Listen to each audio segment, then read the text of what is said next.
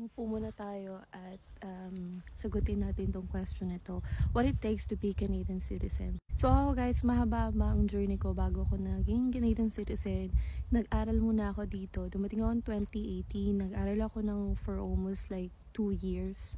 Fast track yung program ko. So, and then after ko makagraduate, nag-experience ako ng 1 year Canadian work experience para makapag-apply ako ng permanent residency card. So, sa akin, pinakamahirap kuhanin is yung PR. Pero yun, natawid din natin yung pagsubok na yun kasi natagalan din ako sa PR dahil I was applying for my PR during pandemic.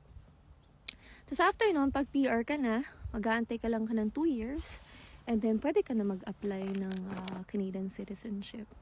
So, nag-count yung 1 year ko nung during temporary resident status ko and then 2 years nung PR ko. Tapos, mabilis